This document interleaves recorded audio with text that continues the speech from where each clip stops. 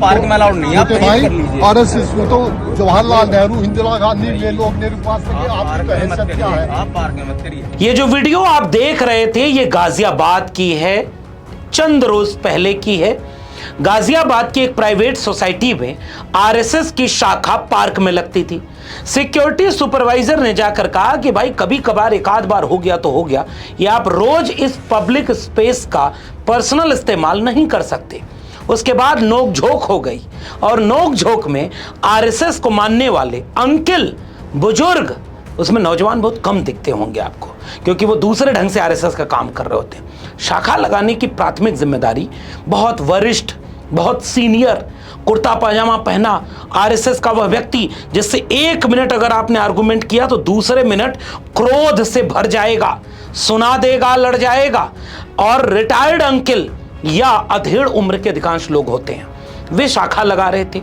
गाजियाबाद के राजनगर एक्सटेंशन की Ajnara integrity society का मामला है।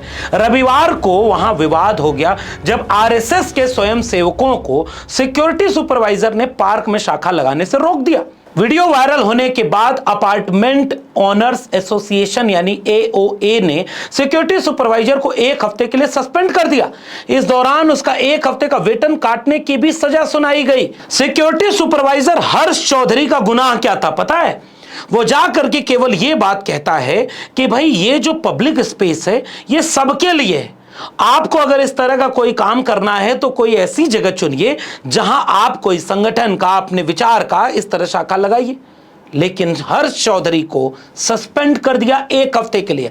अखबार में छपी खबर के मुताबिक हर्ष चौधरी को सोसाइटी से 1 हफ्ते के लिए उसका वेतन भी काटा गया, केवल इस बात के लिए कि पूरे देश पर कब्जा हमारा, प्रधानमंत्री हमारा, मुख्यमंत्री हमारे, राष्ट्रपति भी हमारे रास्ते वहां पहुंची हैं।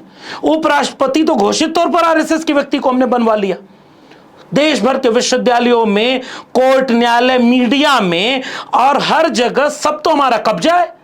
हम विश्वविद्यालय में शाखा लगाते, कोई रोकने नहीं आता। वाइस चांसलर खुद शाखा में लगता है। जैसे एक वीडियो अपनी स्क्रीन पर देखिए, यह वीडियो है जवाहरलाल नेहरू विश्वविद्यालय की। हिंदी विभाग की मुख्य प्रमुख विभागाध्यक्ष फूल बरसा रही हैं और खुद ही वीडियो शूट कर रही हैं और शूट करवा रही हैं। आरएसएस की शाखा में देश भर का प्रोफेसर जा रहा। दिल्ली विश्वविद्यालय में आरएसएस की इतनी शाखा लगती है और जिसको भी परमानेंट होना है, प्रमोशन पाना है, कमेटी में जाना है, प्रिंसिपल बनना है, वाइस चांसलर बनना है, सबको विश्वविद्यालयों में समझ में आ गया है कि आरएसएस की शाखा में नहीं जाएंगे तो आपका प्रमोशन नहीं होगा क्योंकि कुलपति ही आरएसएस की शाखा का व्यक्ति बनाया जा रहा है। बड़े बड़े आयोजन देश भर के कैंपस में हो रहे हैं धर्म पर और सबका एजेंडा आरएसएस का है। उनको बड़े बड़े सेमिनार हॉल मिल रहे हैं, उनको बजट मिल रहा, किसी में शिक्षा मंत्री जा रहा, किसी में प्रोफेसर, वाइस चांसलर, सब जा रहे। और क्या मजाल कि संविधान पर कोई एक कार्यक्रम करवाने का कोई भी पब्लिक स्पेस पर जा करके परमिशन मांग लीजिए, मिल जाए तो देखिए। पूरा देश जब आरएसएस चला रहा है तो प्राइवेट सोसाइटी जो इतनी केंद्र होती हैं, इन सोसाइटीज का अगर जाति जनगणना हो जाए तो 99% इसमें एक तबके के लोग होते हैं, सवर्ण। इनमें दलित पिछड़ों के बहुत कम लोग पहुंच पाए। जो नौकरी में आए हैं वही कुछ जगहों पर किराए पर घर लेकर या कभी कभी अपना घर खरीद करके, दलित पिछड़े 2-4% से ज्यादा नहीं होंगे। अधिकांश वोटर कभी भी किसी पार्टी का जब पोलिंग होती है इन प्राइवेट सोसाइटी में तो जाकर देखिएगा, हर सोसाइटी में अंदर पोलिंग होती है और खुलेआम धड़ल्ले से क्या क्या होता है इस सोसाइटी में रहने वाले किसी एक व्यक्ति से पूछ लीजिएगा। गाजियाबाद की सोसाइटी का चरित्र ही ऐसा है। हर सोसाइटी में मंदिर के लिए जगह नहीं होती, लेकिन एक कॉमन प्लेस होता है जिसमें कभी अलग अलग कॉमन प्लेस के लिए जगह होती है, उस जगह को मंदिर को दे दिया जाता है। मैं जिस सोसाइटी में रहता हूं उस सोसाइटी में जो गार्ड रूम बना था हर कोने पर, उसमें से एक कोना मंदिर को दे दिया गया और सबसे चंदा मांग करके उस पर बड़ा सा मंदिर बना दिया। हम पहले मुखर्जी नगर के पास एक जगह रहते थे, वहां पार्क में मंदिर, हर पार्क में बना, यानी 2 ब्लॉक के बीच में एक मंदिर। और सुबह शाम वहां के सबसे वरिष्ठ व्यक्ति, सबसे सीनियर लोग और सबसे ज्यादा रिटायर्ड अंकल भजन गाने के लिए और चौराहे पर बैठ करके चर्चा करने के लिए कि प्रधानमंत्री नॉन बायोलॉजिकल हैं, दुनिया में डंका बज रहा है, देश तरक्की कर रहा है और अब देश सोने की चिड़िया बनने ही वाला है, इस तरह की चर्चा करने के लिए आरएसएस वाले ये सारे लोग उन मंदिरों की जगह का इस्तेमाल करते हैं। इस देश में कितनी बार यह चर्चा हुई, जैसे उत्तराखंड सरकार से लेकर बनारस तक कई बार दूसरे धर्म का कोई भी इबादत स्थल अगर सार्वजनिक जगह पर था तो बुलडोजर चलवा दिया गया कि नक्शा दिखाओ। इस देश में जितने इस तरह के कॉलोनी में बने मंदिर हैं, कभी उनका नक्शा कोई पूछ सकता है? पूछ देगा तो उस पर जेल हो जाएगी, मुकदमा हो जाएगा। जब पूरा देश आरएसएस चला रहा है तो आरएसएस की शाखा लगने से कोई हर्ष चौधरी यह सवाल कैसे कर सकता है कि पब्लिक स्पेस है, एक तरह के लोगों को इस स्पेस का मौका नहीं दिया जाएगा? आपको कोई कार्यक्रम करना है तो कोई दूसरी जगह देख लीजिए। विवाद हो गया, सब कुछ चला गया उसका। लखनऊ के एक ऐसी ही प्राइवेट सोसाइटी का और मामला सामने आया। उस प्राइवेट सोसाइटी में रहने वाले कुछ लोगों ने आरएसएस की शाखा लगाने वाले और हर रविवार लाठी लेकर के पूरे इलाके में लाठी लेकर के रैली निकालने वाले, जोर जोर से नारा लगाने वाले लोगों से जब कुछ लोगों ने यह सवाल किया कि भाई साहब, इसमें अलग राय के लोग भी रहते हैं, जितना महंगा आपने फ्लैट लिया है उतना महंगा हम भी फ्लैट लेते हैं, तो भाई आप अगर 10 लोग हो तो 2-4 आदमी अगर कोई आपसे अलग राय रखने वाला है तो क्या हल्ला मचाकर शोर करके आप अपना विचार उन पर थोपेंगे, या पार्क जैसे सार्वजनिक स्पेस का आप एक विचारधारा की शाखा लगाने में इस्तेमाल करेंगे?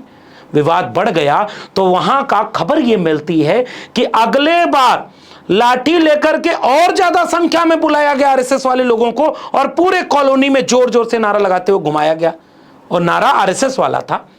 उसके बाद बहुजन समाज के आने वाले उन लोगों ने जय भीम का नारा लगा करके वहां पर अपनी शाखा लगाई बहुजन परिवार की, और भारत का तिरंगा और जय भीम का झंडा, पंचशील का झंडा, जहां आरएसएस की शाखा रोज लगती थी या हर रविवार को लगती थी, ठीक उसी के दूसरी तरफ यह एक ऐसा मॉडल है जिस मॉडल से वैचारिक लड़ाई को आगे लड़ा जा सकता है।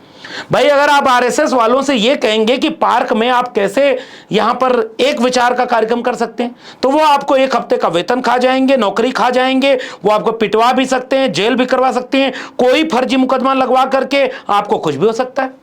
जब हर्ष चौधरी के साथ इतना हो सकता है और जो अंकिल अभी गुस्से में दिख रहे थे, उसके बाद वो क्या करेंगे आपको भी समझ में आ रहा होगा। मैं हर्ष चौधरी, सुपरवाइजर इन एचएनआर एनटीवीटी, और आज जो सोसाइटी के अंदर इंसिडेंट हुआ कि मैंने आरएसएस वालों को रोका उनकी परफॉर्मेंस के लिए, उसके लिए मैं सॉरी मांगता हूँ। मुझे इन्फॉर्मेशन मिली थी कि कोई पर्सनल और कमर्शियल एक्टिविटीज़ हो रही हैं पार्क के अंदर, उन्हें रुकवाना, और मुझे पता नहीं था कि आरएसएस भी वहाँ पे हैं, और मैंने उन्हें डिस्टर्ब किया, उन्हें रोका, उसके लिए मैं सॉरी बोलता हूँ। Thank you. दूसरा विकल्प लखनऊ की इस प्राइवेट सोसाइटी ने इस देश के सामने रखा, और खासकर दलितों, पिछड़ों के लिए रखा। धर्म संस्कृति आपके पास, महापुरुषों की जीवनी विचार आपके पास, संविधान का, तिरंगा झंडा का सम्मान आपके पास। और इस लखनऊ की वीडियो को एक विनीत कुमार नाम के एक यूट्यूबर ने जब रिकॉर्ड किया तो कितने अच्छे तरीके से दोनों बातें सामने रख दी कि सामने उनका झंडा देख लो और ये बहुजन समाज का झंडा देख लो। जरा वहां की छोटी सी क्लिप देखिए, विनीत कुमार पत्रकार ने अपने यूट्यूब चैनल पर बनाई है। ये लखनऊ इल्डिको सिटी का सेंट्रल पार्क है।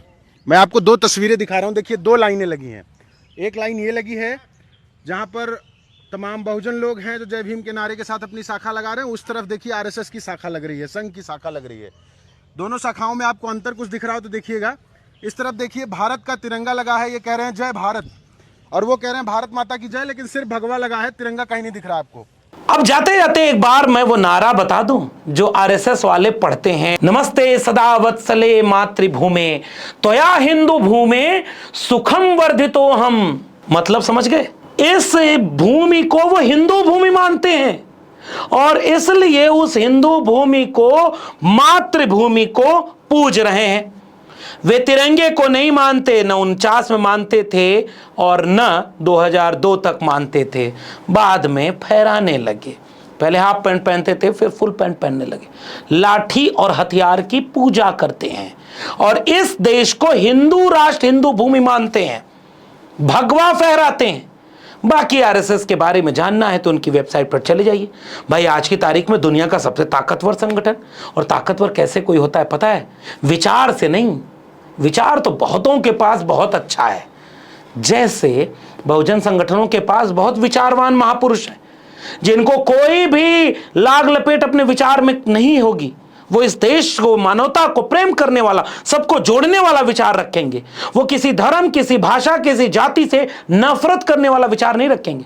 लेकिन वो आज आरएसएस जैसा एक संगठन नहीं चला पा रहे। और आरएसएस देश और दुनिया से फंडिंग भी लेगा और उसके साथ वो अब सरकारें बनाने के बाद दुनिया का सबसे अमीर संगठन भी हो सकता है। पैसे का हिसाब किताब आप मांग नहीं सकते। बड़े बड़े संस्थान उसके देश भर में हैं और अपने सिस्टम बन गया। सरकार में लोग होते हैं, आरएसएस के जरिए ट्रेनिंग करके कभी शिशु मंदिर से निकले, कभी संकल्प हॉस्टल से निकले, कहीं अलग अलग जगह से निकल करके अलग अलग जगहों पर पदों पर बैठे हुए और अपने लोगों को प्रमोट करने के लिए उनको कल्चरल हेजेमनी से ताकत देते हैं। तो जिसके पास ताकत होती है, धन संपत्ति और सत्ता की, उसका संगठन और विचार भी मजबूत हो जाता है। बुद्धिज्म मजबूत हुआ जब सम्राट अशोक के हाथ में ताकत थी।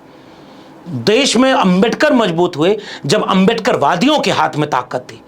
जब समाजवाद मजबूत हुआ जब समाजवादियों के हाथ में ताकत थी।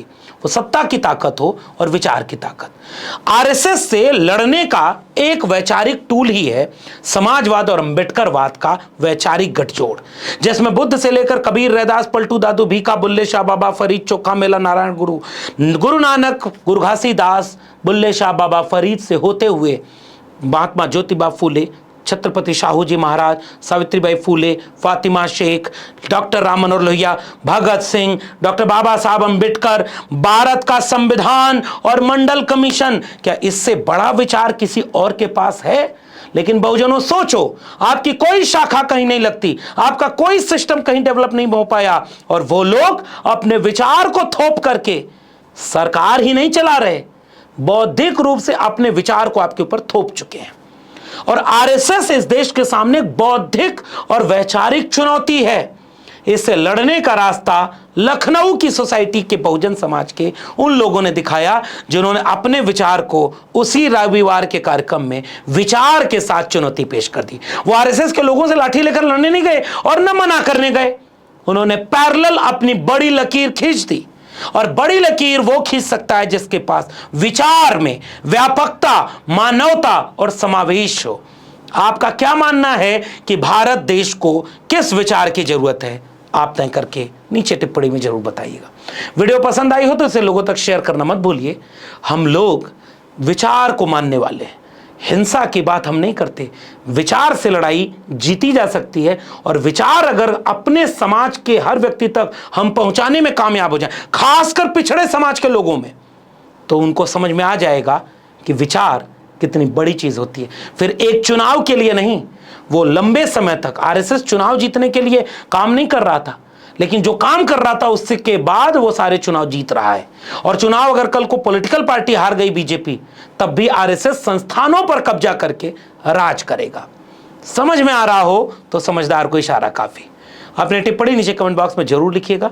इस वीडियो में इतना ही। अब तक मेरे चैनल को सब्सक्राइब नहीं किया तो जाते थे चैनल को सब्सक्राइब करना मत भूलिए।